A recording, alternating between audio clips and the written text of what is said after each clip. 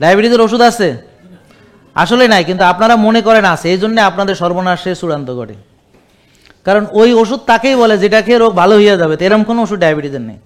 তো সারা জীবন খেতে হবে, তারপর ইনসুলিন দিতে হবে, তারপর ঝাঁঝরা হইতে হবে, মুরব্ব হইতে হবে, তারপর সব অর্গান ড্যামেজ করে পৃথিবী থেকে বিদায় নেবেন, ঠিক কিনা? তাহলে এটার তো আসল কোনো চিকিৎসা নেই, আছে? তো আমি এই কথা বলি, তাহলে আমি কিভাবে আবার ওষুধ বেশি ডায়াবেটিসের?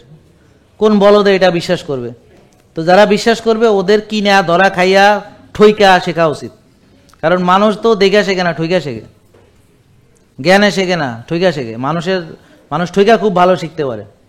তা এখন দেখেন আমার কথাটা, দেখেন আপনাদের যে কথাটা বললাম যে আপনি রুগী হয়েছেন, যেই রোগগুলো ওষুধ দিয়ে ভালো হয় না, তাইলে কি দিয়ে ভালো হয়? জীবন আচরণ দিয়ে ভালো হয়।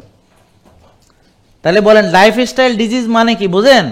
জীবন আচরণের সমস্যা বা ত্রুটির ফলে যেই রোগ তৈরি হয়েছে, এরকম রোগ আছে 60 থেকে 70টা, যেই রোগগুলোতে এখন মানুষ মারা যায়।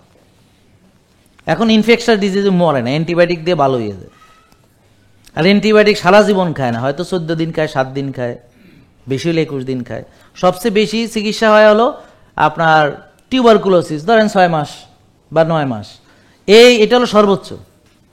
আর বেশিরভাগ রোগ 7 দিন থেকে 2 সপ্তাহ, মানে যেগুলো ভালো হয় ওষুধ দিয়ে, মানে জীবাণু। আর যেখানে জীবাণু ছাড়া রোগ, সেটা হলো কিসের রোগ? জীবনের রোগ, জীবন আচরণের রোগ। এটা মাথায় ঢুকান যে জীবাণু ঘটিত রোগ আর জীবন আচরণ ঘটিত রোগ। জীবাণু মানে ব্যাকটেরিয়া, ভাইরাস, ফাঙ্গাই বা ইত্যাদি, হ্যাঁ, যেগুলো ইনফেকশন করে, ইনফেস্টেশনস বা ইনফেকশনস করে, বুঝলেন? ছত্রাকের আক্রমণ হতে পারে, ব্যাকটেরিয়া ভাইরাসের আক্রমণ হতে পারে, ঠিক আছে? কিন্তু আপনাদের ডায়াবেটিস কোন জীবাণুর আক্রমণে হয়?